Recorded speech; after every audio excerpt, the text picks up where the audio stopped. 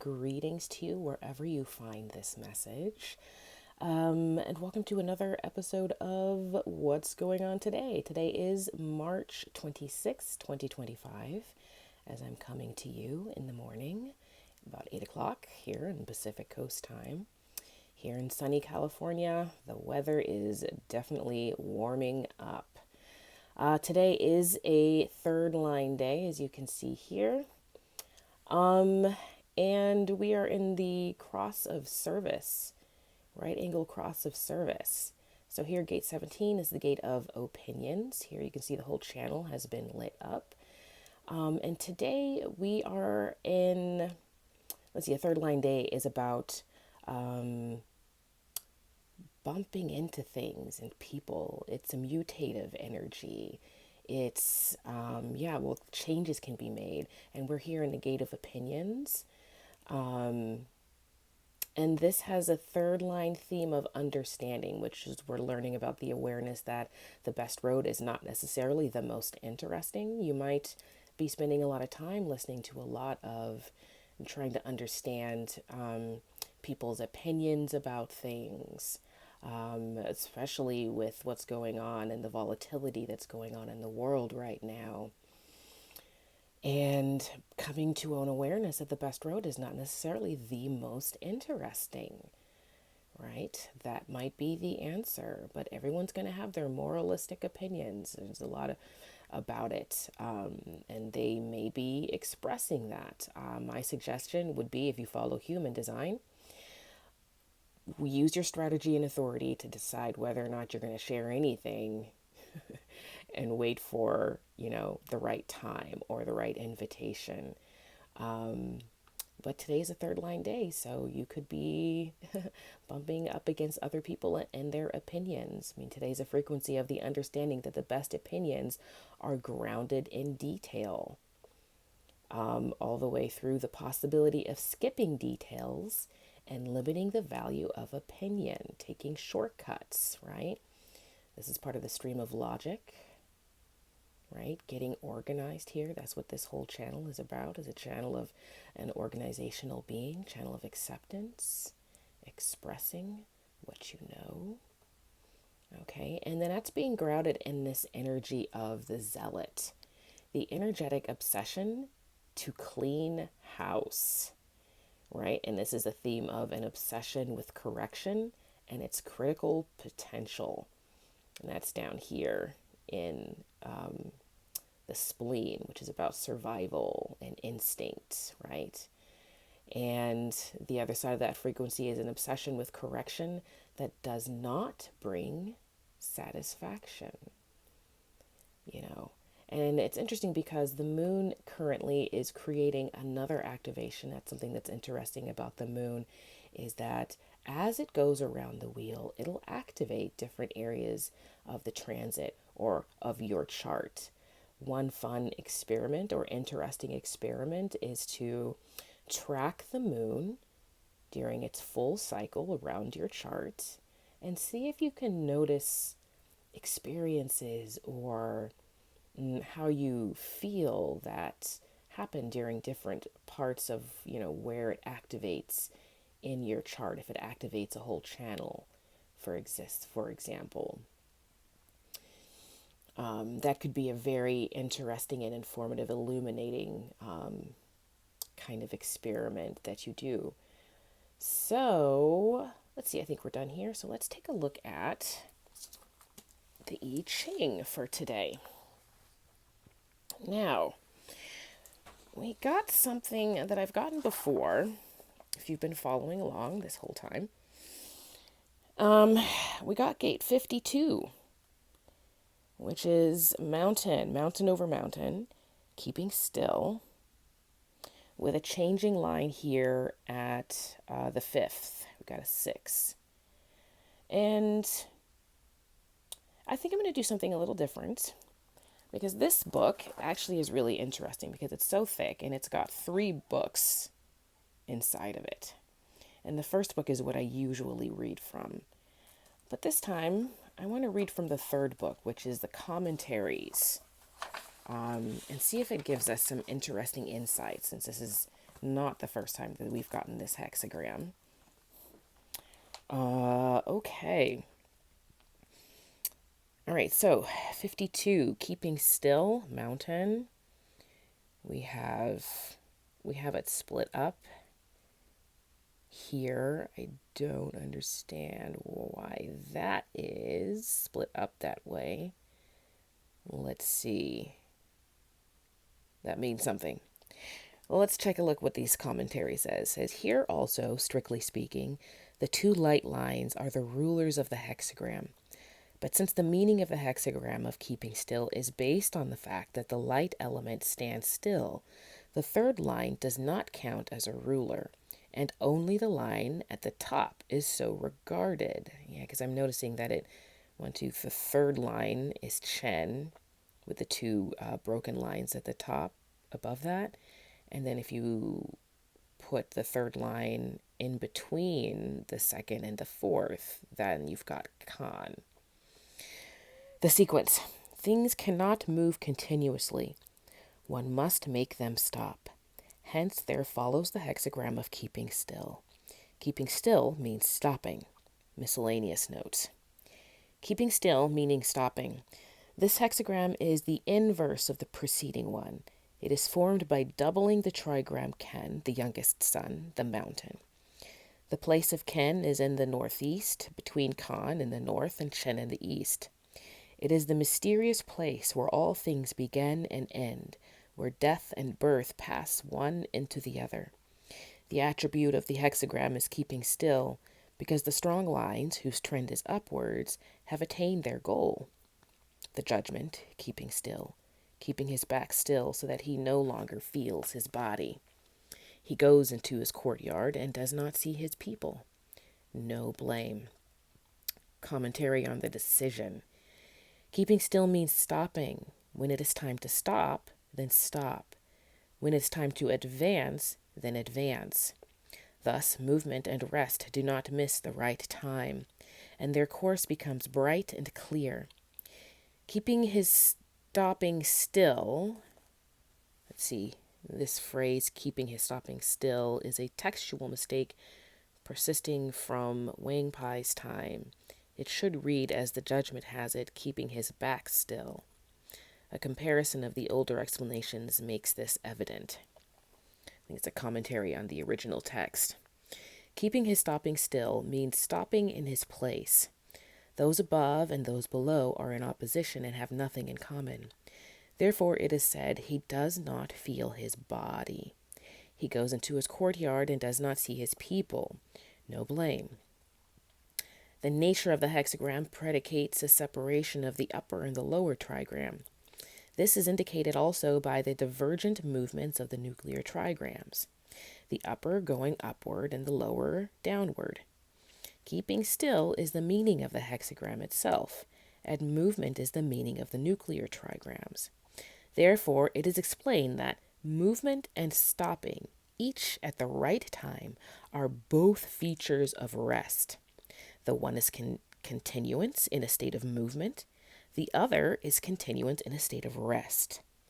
The hexagram Ken has an inner brilliance because the light line at the top is above the two dark ones, and so is not darkened. Hence the saying, their course becomes bright and clear. But you have to wait until it's the right time. The back is that part of the body which is invisible to oneself. Keeping the back still symbolizes making the self still. The lower primary trigram indicates this keeping still of the back so that one is no longer aware of one's body, maybe like in a trance, that is, of one's personality. The upper primary trigram means courtyard. The individual lines of the upper trigram have no relation to the corresponding lines of the lower trigram. Hence, the upper and the lower trigram turn their backs on each other, as it were. Hence, one does not see the other person in the courtyard. The image, mountains standing close together, the image of keeping still, Thus, the superior man does not permit his thoughts to go beyond his situation. Keeping his thoughts on the here and now, not being distracted by possibilities causing anxiety. Those are just my own musings. The corresponding lines of the upper and the lower trigram do not stand in the relationship of correspondence in any of the hexagrams formed by doubling of a trigram. But only in the hexagram of keeping still is it expressly noted that the mountains have merely an outward connection. In the case of the other hexagram so formed, a reciprocal movement of the trigrams is always presupposed. In keeping still, the opposite of movement and interchange is represented. Accordingly, the lesson taught by the image is that of restriction to what is within the limits of one's position. So stay in your own lane. All right, so let's see. I think 6 in the 5th. So let's see what it says about that. Keeping his jaw still, the words have order, remorse disappears. Keeping his jaw still as a result of central and correct behavior. Follow your strategy and authority and keep your jaw still. And words have order, remorse disappears. While in influence 31, the image of the jaws does not appear until the topmost place is reached. It comes in the 5th place here, because in this hexagram, the ruler occupies the 6th place. The present line is in a central place and also correct, but since it belongs simultaneously to the trigram Ken, keeping still, and to the nuclear trigram Chen movement, it suggests the possibility of movement of the jaws and of speaking like thunder. But this is avoided through the central behavior of the line and the fact that it belongs to the upper trigram, keeping still. Oh, keeping still. That's interesting. Well, it's all in alignment. Everybody's got opinions. Keeping still until good timing, using your strategy and authority. Until you're invited. Until it's correct timing. Until it's correct response. And there's no remorse. Behavior is correct. All right, so what have we got here? White Light Oracle. Today, card number 10, Archon Barbello. Ooh, she's giving me fierce eyes today, isn't she? Look at her. She's got the power of the heart, love, direction. She is determined.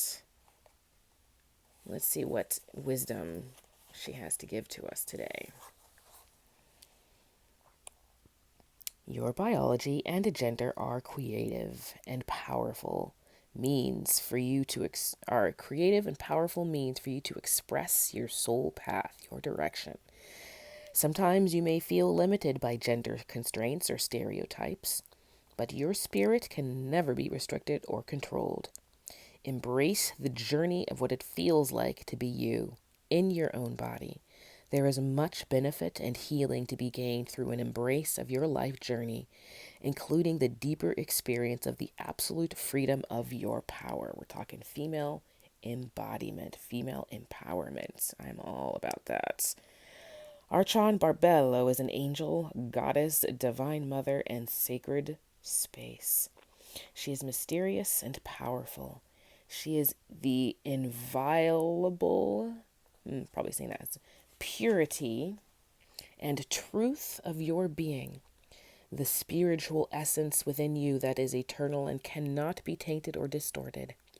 Her presence in a reading is a sign that any errors in judgment shall be corrected and any losses shall be restored. If you have been off your path or become disconnected from your real self, she is the innate understanding and power within your heart that pulls you back into authentic connection and true direction. What? Love and direction. We're talking G-centered level stuff here.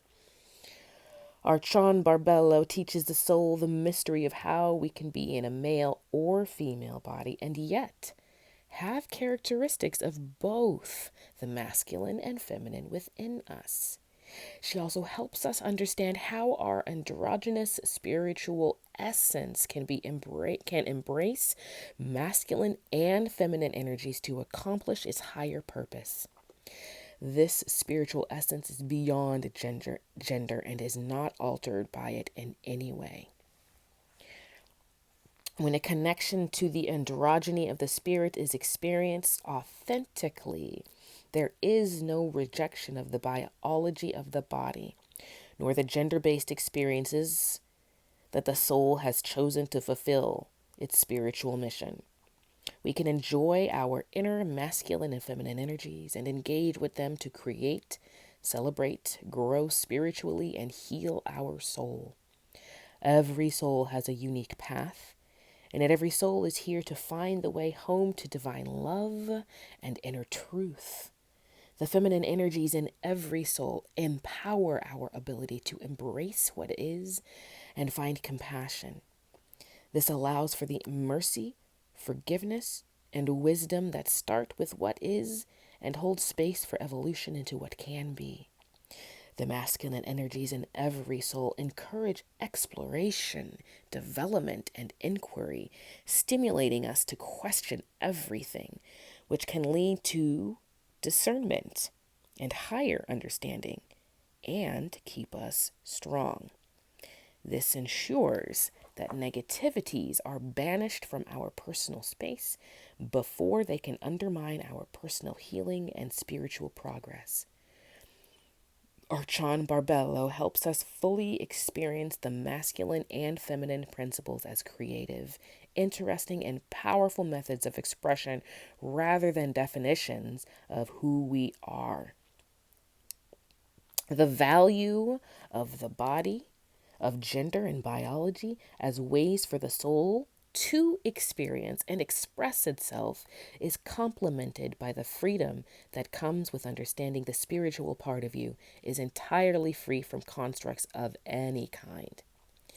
You can retreat to the sacred, pure, untouched place within when you need to replenish your reserves of wisdom and willpower for your life journey. Connecting with this part of you can remind you that whilst your life journey and your experiences are important and help you to grow, they do not determine who and what you are. You exist in the realm of Archon Barbello, the pure light of divine presence. Your spirit is always nestled beneath her radiant wings. Yet, to shine that light in the world where it is most needed requires you to have a soul journey as a human being in a physical body with biology and gender. I swear these cards never disappoint. If you have any concerns about this or wish to bring healing to those who have such concerns, this oracle brings encouragement. Ask for help and healing from divine spirit that all souls find truth in their journey, blessed with mercy, wisdom, grace, and compassion.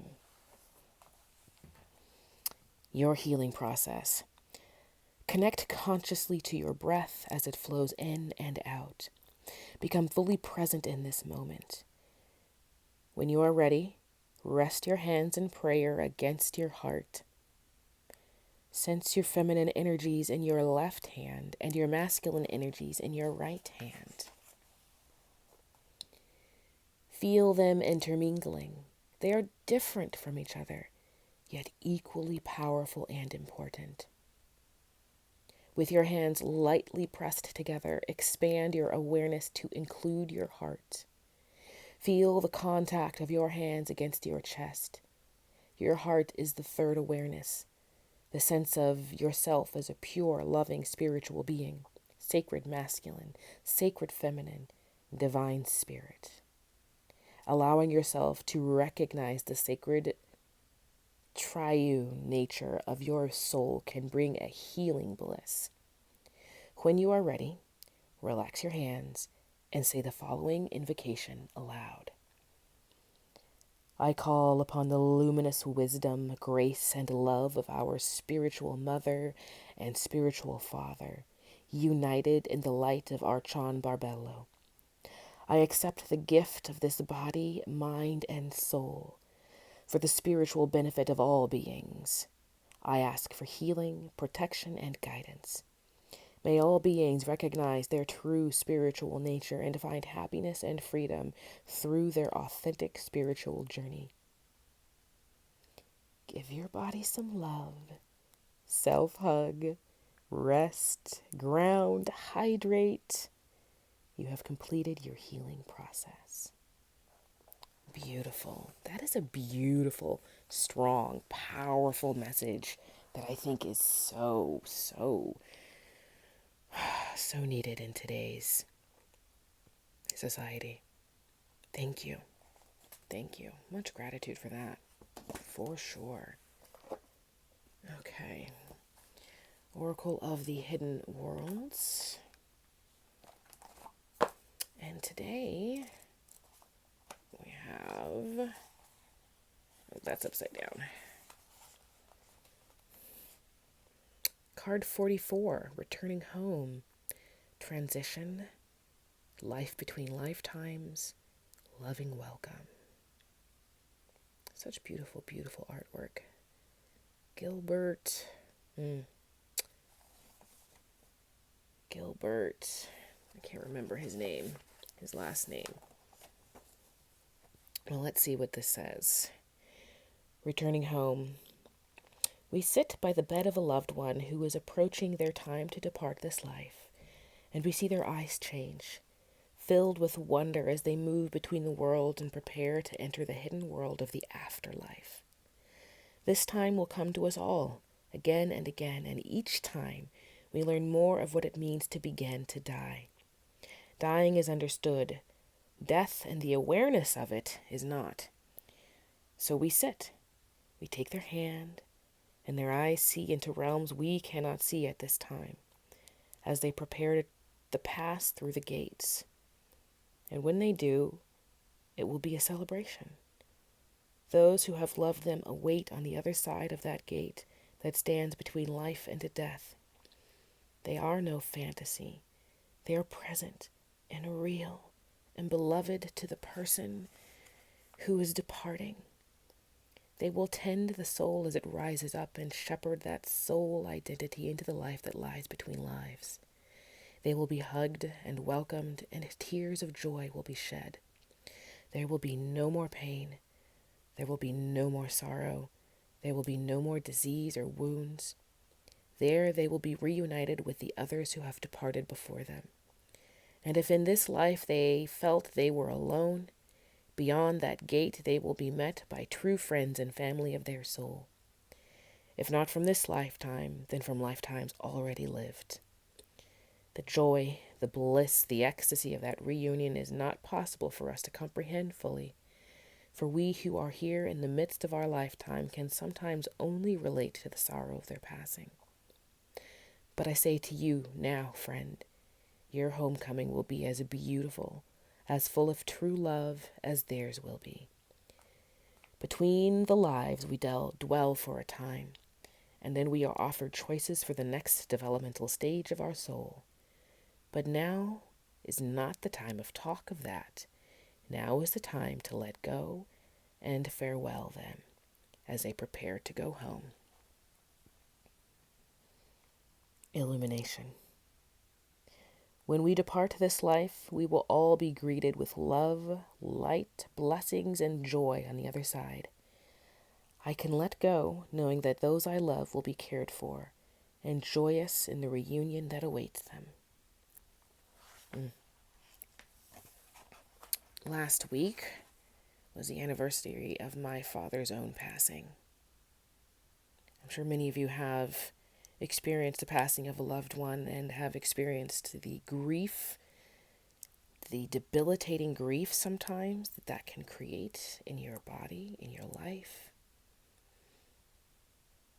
I've gotten many questions as to how to handle that sort of thing, and the only advice that I can give is that you have to just open up and allow all of it. You cannot try and stifle it or hold it back.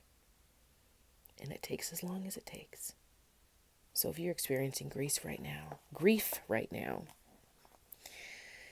I hope that this has been a little bit of a solace for you in your time of grief. Please remember to like and subscribe and comment if you like this post, and share with your friends. You can find me on YouTube. I have got a website that I'm working on. I'm on Instagram and I'm on Substacks. And I'm beginning to develop my Pinterest as well. These are all places you can find me at Wild Wolf Mama, Momma. And as always, love yourself.